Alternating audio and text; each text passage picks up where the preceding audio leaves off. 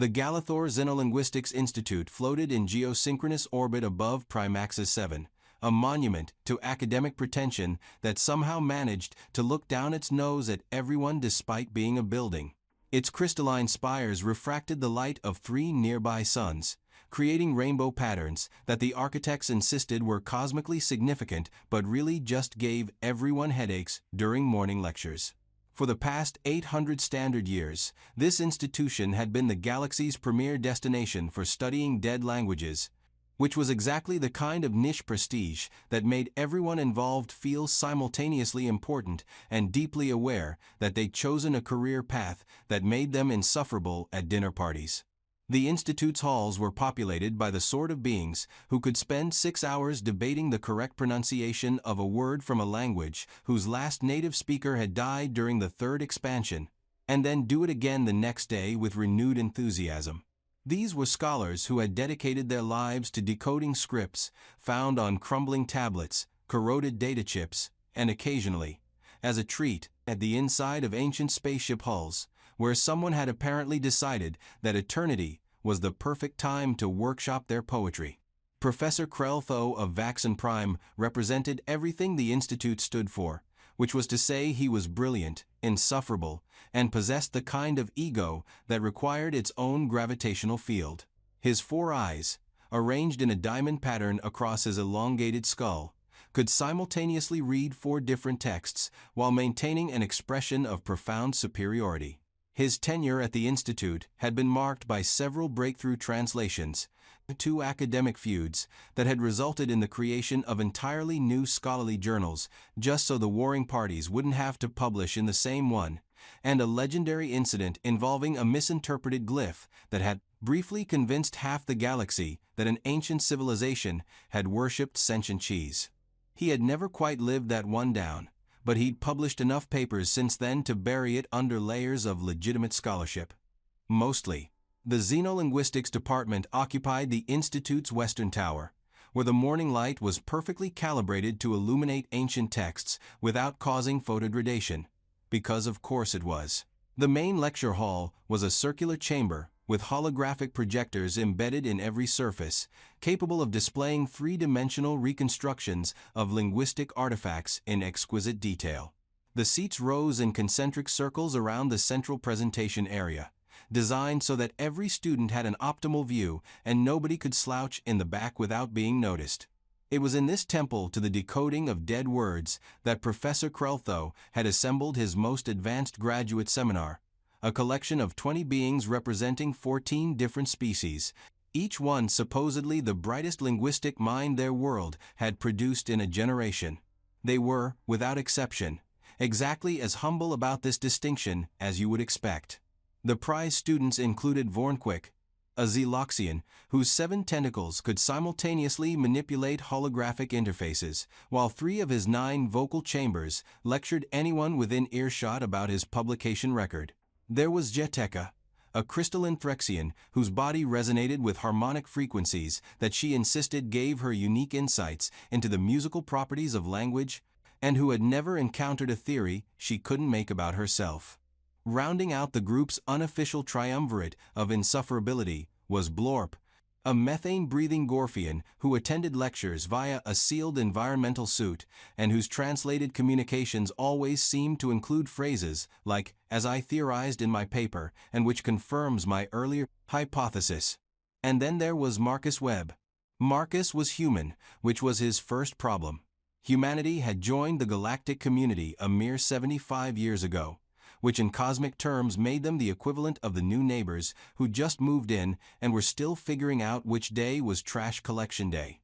Humans had proven themselves surprisingly adept at certain things: improvisation, creative problem solving, an unsettling talent for making weapons out of whatever happened to be nearby, and an absolute refusal to read instruction manuals. What they had not proven was any particular aptitude for the kind of meticulous, theoretical linguistic analysis that institutions like Galather prided themselves on. Marcus had somehow talked his way into the graduate program through a combination of genuine talent, stubbornness, and what his application reviewers had charitably called an interesting perspective on cross-species communication patterns. What they'd meant was that his entrance essay had been refreshingly free of the kind of academic posturing that made everyone else's submissions read like they were auditioning for the role of most likely to correct someone at a party. He was a tall human, at least by the standards of his species, with the kind of perpetually rumpled appearance that suggested he had never quite figured out what business casual meant and had decided that clean enough was an acceptable standard. His hair existed in a state that could generously be called deliberately messy, or more accurately described as forgotten about. He carried a battered physical notebook everywhere, actual paper bound in synthetic leather, which his classmates found either charmingly retro or embarrassingly primitive depending on their mood and how recently Marcus had outperformed them on an exam. The other students had initially assumed Marcus would wash out within the first semester. Humans, after all, only spoke a few dozen languages among themselves, which the galaxy's linguistic scholars found adorably quaint. Most species spoke hundreds of languages across their worlds before even achieving spaceflight. The fact that humans had dominated their planet while speaking such a limited variety of tongues was considered either a statistical anomaly or evidence that humans had gotten very, very good at hitting things that disagreed with them. But Marcus had survived his first year, then his second, consistently performing just well enough to remain in the program while never quite excelling enough to draw serious attention. He occupied a comfortable middle ground in the class rankings, which was exactly where he preferred to be. The top students attracted scrutiny and competition. The bottom students attracted pity and remedial assignments. The middle was where you could learn without becoming a target. On this particular morning, as the three sons of the Primaxis system painted the lecture hall in shades of amber and rose, Professor Kreltho stood at the center of the chamber with the kind of dramatic bearing that suggested he'd been practicing his entrance in the mirror. His four eyes gleamed with barely contained excitement, and his manipulator appendages gestured with theatrical precision as he addressed his assembled students. "Today," he announced, his voice carrying the resonant quality that came from having three separate vocal chambers, "we embark upon what may well prove to be the defining linguistic challenge of our careers." Several students perked up, their various sensory organs focusing intently on their professor. Even the ones who found Kreltho insufferable had to admit that when he got excited about something, it was usually worth paying attention to. Usually. 3 months ago, Kreltho continued, warming to his subject, a salvage team working in the Tertius sector discovered a derelict station, one that had been drifting through space for an estimated 75 to 80 standard years. The station's origins remain unclear, but what we found inside has baffled every linguistic expert who has examined it. With a flourish that was entirely unnecessary but entirely expected, Kreltho activated the chamber's central holographic projector. The air above the presentation platform shimmered and coalesced into a three-dimensional image of several rolled documents, their material composition somewhere between paper and synthetic fabric. They were yellowed with age, marked with stains that the analysis had identified as various organic compounds, and covered in dense script. "These scrolls," Kreltho said, his voice dropping to a register that suggested religious significance, "represent an entirely unknown writing system. The script bears no resemblance to any cataloged language in the galactic database. The complexity of the symbol structure suggests a highly advanced civilization, yet the material composition indicates a relatively primitive production method. The contradiction alone makes these artifacts extraordinary." Marcus, sitting in his usual seat 3 rows from the center aisle, felt something uncomfortable twist in his stomach as the holographic image rotated slowly in the air. Something about those scrolls looked familiar, but he couldn't quite place why. He leaned forward slightly, squinting at the projected text. "Initial analysis," Kreltho continued, clearly enjoying having everyone's attention, "suggests the script utilizes a combination of phonetic and logographic elements, with what appears to be a complex system of ligatures connecting individual symbols. The writing flows in irregular lines with variable spacing, possibly indicating emphasis or emotional content embedded in the physical structure of the text itself." Vornquick raised 3 of his 7 tentacles, a gesture that among Xeloxians indicated he was about to say something he believed was profound. Professor, could this be an example of Krite-Pard, psionically encoded language? The irregular spacing might indicate that the text was meant to be read telepathically as well as visually. An intriguing hypothesis, Krelto acknowledged with one of his eyes while the other three continued scanning his notes. However, our psionic analysis revealed no residual mental impressions beyond what we would expect from normal handling. The irregularity appears to be purely physical. Jateka resonated at a frequency that her translator rendered as thoughtful humming. The material composition you mentioned, Professor. You said it was primitive, yet the complexity of the script suggests advancement. Could we be looking at a civilization in transition? Perhaps a society that had developed sophisticated cognitive frameworks but had not yet mastered advanced manufacturing? Possible, Kreltho said, though his tone suggested he had his own theories and was waiting for someone to prompt him to share them. What makes these scrolls particularly fascinating is their context. They were found in what appeared to be personal quarters, stored in a sealed container alongside what our xenoarchaeology colleagues have identified as nutritional supplements, personal hygiene items, and several primitive data storage devices that were too degraded to recover. Marcus felt the uncomfortable feeling in his stomach intensify into something approaching dread. Personal quarters, sealed container, nutritional supplements, and hygiene items. He looked at the scrolls again, focusing on the script itself rather than the dramatic way it was being presented. Oh no. Oh no no no.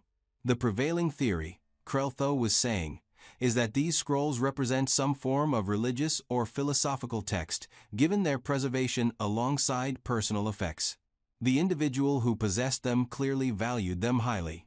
Your assignment for the next 4 weeks is to work in teams to analyze these texts and propose a translation framework. The class erupted into excited chatter, various species making the sounds they made when presented with an intellectual challenge that would let them show off. Vornquick was already gesticulating at 2 other students, clearly forming his team and probably already composing the abstract for the paper he planned to publish. Jateka had begun resonating at multiple frequencies simultaneously, which meant she was either very excited or very gassy, and her species biology made those 2 states regrettably similar. Marcus said nothing. He was too busy staring at the holographic projection, his eyes tracing the swooping curves and sharp angles of the script, his mind racing through memories of 3 years ago. The semester break when he'd taken that budget transport to visit a friend on Kepler Station. The pirate attack that had come out of nowhere, forcing the transport to abandon half its cargo and execute an emergency jump.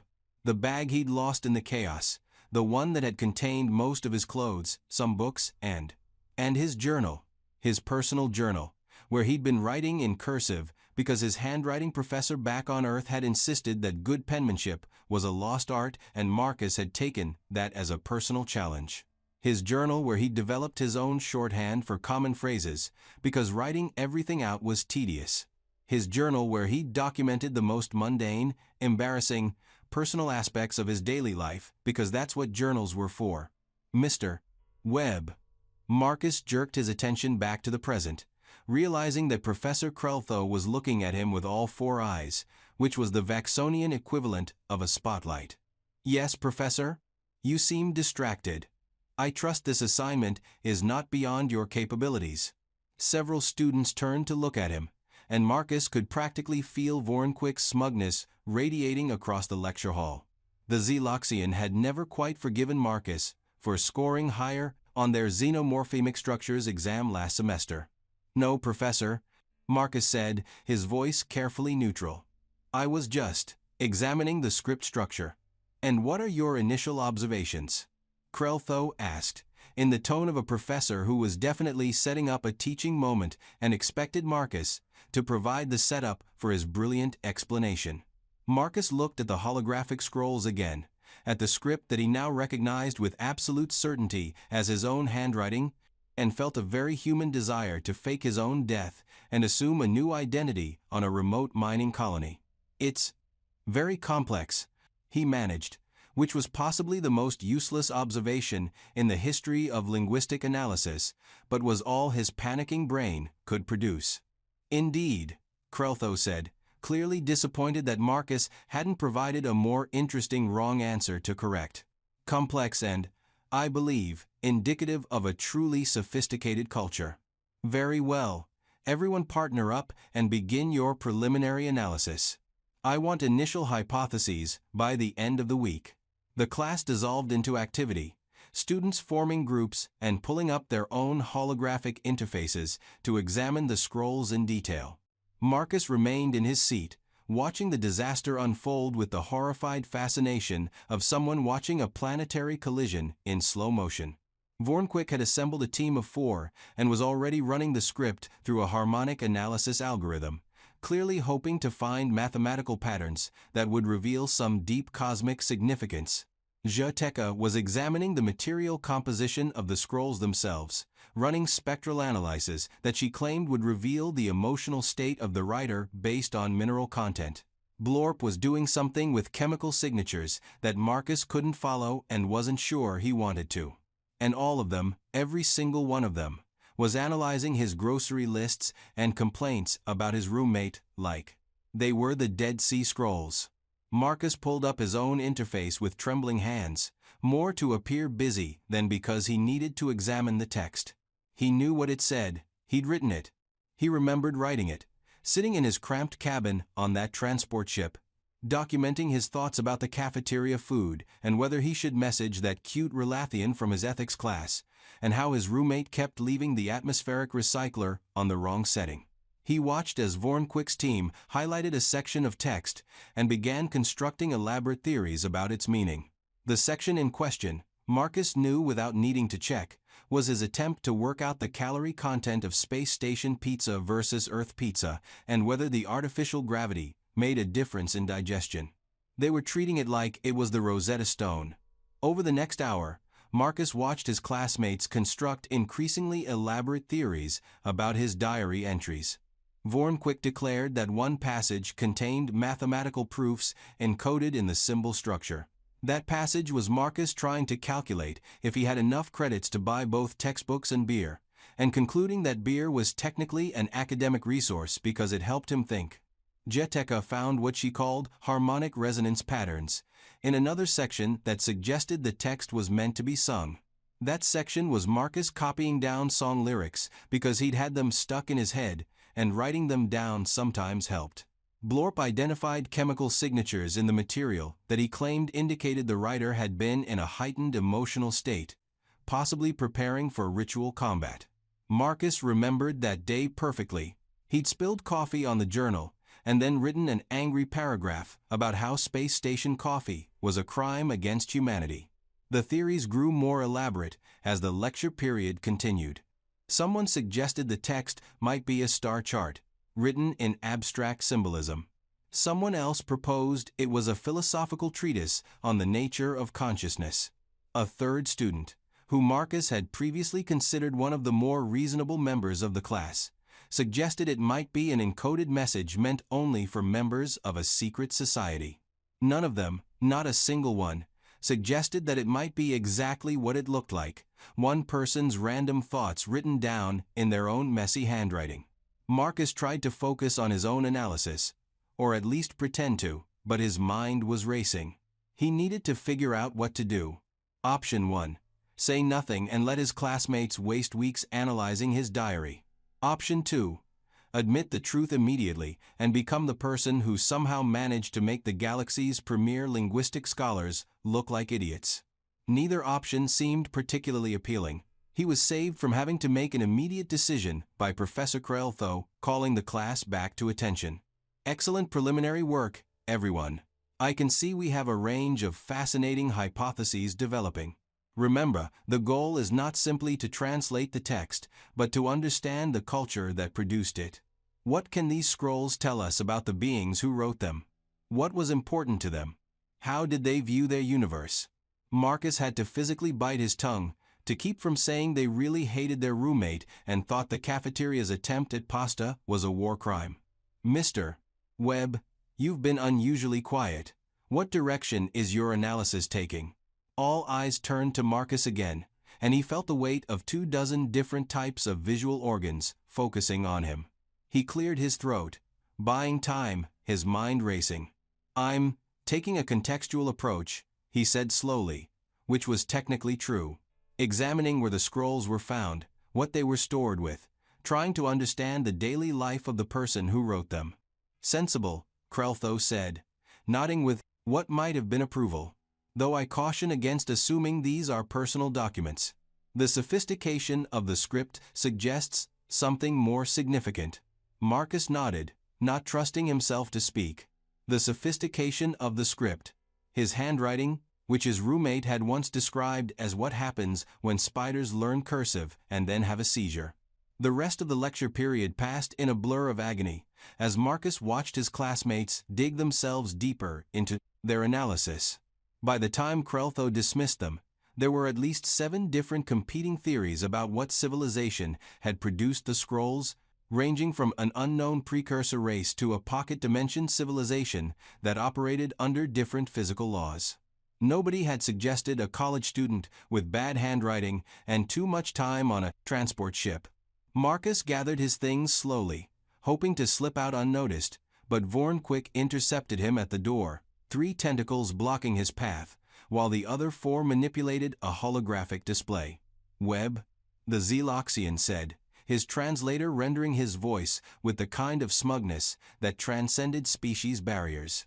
"I noticed you seemed overwhelmed by the assignment. If you need assistance, my team would be willing to let you observe our methodology." "That's very generous," Marcus said, trying to edge around him, "but I prefer to work alone." "Suit yourself," Vornquick said, though his posture suggested he thought Marcus was making a mistake. "Though I should mention that I've already identified what I believe to be numerical sequences in the text. I'm planning to publish a preliminary paper on it by the end of the month." Marcus looked at the holographic display Vornquick was showing him. The numerical sequences were dates. Marcus's own dating system, where he'd been counting down to semester break. "That's great," Marcus managed. "Very impressive." He escaped before Vornquick and could elaborate further, practically fleeing down the corridor toward the student housing section. His mind was churning with possibilities, none of them good. He could still come clean, admit the truth before anyone invested too much time in this. But the more he thought about it, the more he realized how that would look. He'd been in the program for 2 years. Everyone already thought humans were barely qualified to be here. If he admitted that the galaxy's linguistic experts couldn't recognize English when they saw it, couldn't decode what was essentially one human's terrible handwriting, it would be humiliating. Not just for him, but for every human scholar trying to make it in the galactic academic community. On the other hand, if he said nothing and someone else figured it out, he'd look like he'd been deliberately making fools of everyone. Which, to be fair, he would have been. He reached his quarters, a small but functional space that he shared with a Dravaxian named Kletch, who was mercifully out at his own classes. Marcus threw himself onto his bunk and stared at the ceiling, which was decorated with a holographic display he'd set to show Earth's night sky because he was apparently that kind of homesick cliché. His communicator chimed with incoming messages. His team requests, probably. Everyone would expect him to pair up with someone for the project. He ignored them all and instead pulled out his physical notebook, the one his classmates found so charmingly primitive, and opened to a blank page. Then he stopped, pen hovering over the paper, as a terrible thought occurred to him. His handwriting hadn't changed much in 3 years. If anyone saw him writing right now, they might notice the similarities to the ancient script they were all studying. He put the pen down and pulled up a holographic keyboard instead, typing out his thoughts in standard galactic script. The irony was not lost on him. Over the next 3 weeks, Marcus watched his classmates disappear down rabbit holes of increasingly elaborate analysis. Vornquick published his paper on the numerical sequences, which got picked up by a minor academic journal and earned him enough citations that he became utterly unbearable about it. Jeteka had begun composing what she called harmonic translations of passages, performing them in the student commons to confused audiences. Blorp had teamed up with a xenoarchaeology student and produced a 40-page report on the chemical composition of the scrolls, concluding that they'd been handled by a being with a calcium-based skeletal structure who consumed carbon-based proteins and exhaled carbon dioxide, which, Marcus noted with grim amusement, described about 40% of known species in the galaxy, including humans. Professor Kreltho was delighted with everyone's progress.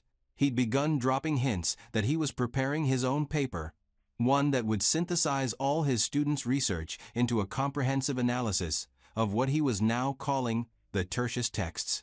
He spoke of it in the reverent tones, usually reserved for holy relics or paradigm-shifting discoveries. Marcus, meanwhile, had been doing his own analysis, though not of the scrolls.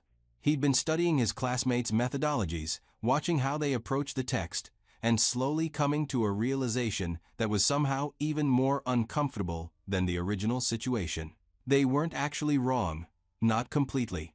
Their analytical frameworks were sound, their reasoning was logical, their methodologies were cutting edge. The only problem was that they were applying all of this sophisticated analysis to a text that didn't need it. It was like using a fusion reactor to power a light bulb. Technically impressive, absolutely effective, and completely missing the point. The problem wasn't that his classmates were bad linguists. The problem was that they were excellent linguists who had never encountered something genuinely simple. They were so primed to find complexity that they were creating it where none existed. Marcus spent several sleepless nights wrestling with what to do about this revelation. It felt important somehow, bigger than just the immediate embarrassment. But he couldn't figure out how to articulate it without admitting what the scrolls actually were. The crisis came in the fourth week, during what was supposed to be preliminary presentations of everyone's findings. Kreltho had assembled the class and invited several colleagues from other departments, turning what should have been a casual progress report into a full academic presentation. The lecture hall was packed with professors, postdoctoral researchers, and visiting scholars, all eager to hear about the mysterious Tertius texts.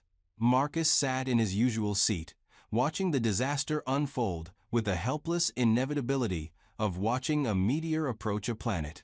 He'd tried to prepare himself for this, tried to come up with a plan, but every scenario he'd imagined ended with humiliation for either himself or everyone else. Vornquick went first, presenting his analysis of the mathematical structures with the kind of confidence that only came from being completely wrong while surrounded by people who agreed with you. He'd created elaborate visualizations of the number sequences, finding patterns that he claimed revealed a sophisticated understanding of geometric principles.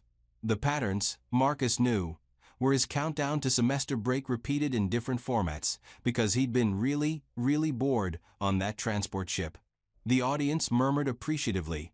Someone asked a question about whether the patterns might correspond to astronomical observations. Vornquick admitted he hadn't considered that angle, but thought it was brilliant and would definitely explore it further. Zeteka went next, performing one of her harmonic translations, which involved her resonating at frequencies that she claimed matched the emotional content of the text. It sounded like someone running a crystal glass around the rim of another crystal glass, while both glasses were having an existential crisis. The audience seemed impressed. Several scholars were taking notes. One asked whether similar harmonic structures appeared in other sections of the text. Then it was Blorp's turn, presenting his chemical and contextual analysis. He'd created a full xenoanthropological profile of the culture that had produced the scrolls, complete with dietary habits, environmental preferences, and social structures, all extrapolated from the material composition of the paper and the few personal items found with the scrolls. It was, Marcus had to admit, actually pretty impressive work. It was also describing a civilization that was, in fact, just one human eating too much pizza and complaining about climate control. The presentation went on. More students shared their findings, each one building on the other's work, creating a comprehensive picture of a sophisticated civilization that had never existed.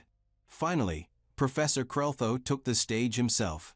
Based on the excellent work of our students, he announced, I believe we can now construct a preliminary profile of the civilization that produced the Tertius texts. He activated a holographic display that synthesized everyone's research into what looked like an academic poster on steroids. Complex charts, annotated images of the scrolls, timelines, astronomical charts, and enough scholarly jargon to choke a small star system. We are looking at, Krell-Tho declared, a spacefaring culture that had achieved a remarkable synthesis of mathematical, philosophical, and artistic achievement. The texts themselves appear to be personal journals of a scholar or priest, possibly someone in a position of significant cultural importance. The integration of numerical sequences, emotional resonance markers, and symbolic imagery suggests a civilization that viewed the universe holistically, refusing to separate the rational from the emotional. Marcus felt his face burning. This was it. The moment of truth. He could either stay silent and let this continue, or he could speak up and admit what the scrolls actually were. His hand moved before his brain fully processed the decision, raising into the air in the universal gesture of, I have something to say, and you're not going to like it. Krell-Tho paused mid-sentence, all four eyes focusing on Marcus. Mr. Webb? You have a question. Not exactly a question, Professor, Marcus said, his voice somehow steady despite the adrenaline coursing through his system. More of an observation. The room's attention shifted to him. He felt dozens of eyes, compound and otherwise, focusing on him with the intensity of scientific curiosity mixed with the hope that someone was about to make a fool of themselves. Marcus stood up, his notebook clutched in one hand, and made his way down to the presentation area. His legs felt like they were made of gel that had achieved sentience and immediately regretted it, but he kept moving. The scrolls you've been analyzing, he said, his voice carrying in the suddenly quiet room. I need to ask you something, Professor. The station where they were found. You said it had been drifting for 75 to 80 years. Correct, Krell-Tho said, his tone suggesting he was waiting for Marcus to make whatever point he was stumbling toward. And the personal effects found with the scrolls. You mentioned nutritional supplements and hygiene items. Do you happen to have a detailed inventory? Krell-Tho looked puzzled but pulled up a data file. Compressed nutritional bars, several containers of what appears to be dental cleaning compound, synthetic fabric items consistent with clothing, and several primitive data storage devices that we couldn't recover data from. Marcus felt his stomach sink even further. What kind of clothing?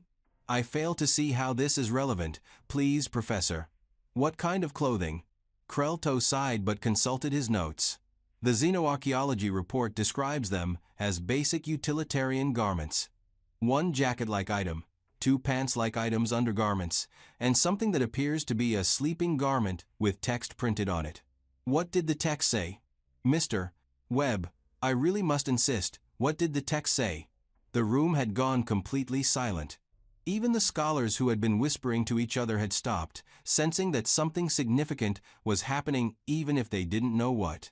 Krell-Tho, looking annoyed but willing to humor his student, pulled up an image file. The garment bore text in an unknown script, which we assumed was related to the scrolls. It reads. He paused, activating his translation matrix. The translation matrix suggests phonetic sounds approximately rendering as I paused my game to be here. Someone in the audience laughed, then quickly stifled it. Marcus closed his eyes. Of course that stupid sleep shirt had survived. Of course it had. Professor, he said quietly, those aren't unknown scripts. Both of them. The scrolls and the shirt, they're not unknown at all. Mr. Webb, I assure you, we have compared these documents against every language in the galactic database. Did you compare them against human languages? The room went very, very quiet. Krell-Tho's four eyes blinked in sequence, a sign of confusion in Vaxonians. Human languages, Mr. Webb. While I appreciate human ambition, I hardly think, Professor, those scrolls. They're written in English. In cursive English, specifically. With personal shorthand abbreviations. Marcus took a deep breath. They're written in English because I wrote them. That's my diary you've all been analyzing for the past month. The silence that followed was the kind of silence that occurs right before a supernova, heavy with potential energy, that was about to be released in spectacular fashion. That's... Krell-Tho started again. That's impossible. The complexity of the script is what happens when someone writes in cursive with bad handwriting, Marcus interrupted. The irregular spacing is because I was writing in a moving transport ship. The harmonic patterns are because I sometimes doodled in the margins when I was bored. And those numerical sequences. I was counting down days until semester break. Vorn Quick had gone completely still, all 7 tentacles frozen in mid-gesture. Zhoteka had stopped resonating entirely, which for her species was the equivalent of shocked silence. The transport ship that was attacked by pirates 3 years ago. Marcus continued, feeling like he was watching himself from outside his body. The one in the Tertius sector. I was on that ship. I lost a bag in the emergency evacuation. That bag contained my journal, some clothes, and yes, that stupid sleep shirt my roommate gave me as a joke. He pulled out his physical notebook and held it up. This is what my current journal looks like. Same handwriting, same language, same person who apparently can't write in a straight line to save his life. One of the visiting scholars, a Priloxian whose universal translator rendered her voice as British and deeply amused, spoke up. Young man, are you seriously telling us that the galaxy's linguistic experts have spent a month analyzing your diary? Yes, ma'am, Marcus said. And I am so sorry. The room erupted. Half the audience started talking at once, voices rising in disbelief, outrage, amusement, or in Professor Kreltho's case, all 3 simultaneously. Vorn Quick was gesticulating wildly, his tentacles spelling out what Marcus's translator helpfully rendered as several very creative insults. Zhoteka had begun resonating at a frequency that her translator refused to process, probably because it was mostly profanity. Professor, Kreltho held up his manipulator appendages for silence. When he finally got it, he fixed all 4 eyes on Marcus with an expression that suggested he was calculating how to murder someone in a way that would be ruled an academic disagreement rather than actual homicide. Mr. Webb, he said with careful precision, are you absolutely certain about this claim? Yes, Professor. Can you prove it? Oh. Marcus walked to the holographic display, showing the scrolls. He pointed to a section that Vorn Quick had spent 2 weeks analyzing. This part right here. It says, note to self, stop eating station pizza. It tastes like the concept of regret, gained physical form, and learned to cook. Several scholars in the audience started laughing, though they tried to hide it. Marcus pointed to another section, one that Zhoteka had performed in her harmonic translation. This part is song lyrics. Specifically, it's the chorus from Don't Stop Believing by Journey, which I had stuck in my head for 3 days straight, and writing it down was supposed to help. It didn't. More laughter, less restrained now. He pointed to the numerical sequences that Vorn Quick had published a paper about. These are dates. Countdown to semester break. See? 47 days, 46 days, 45 days. I was really excited about semester break that year. But the complexity. Kreltho started. It's cursive, Marcus said. Human cursive handwriting.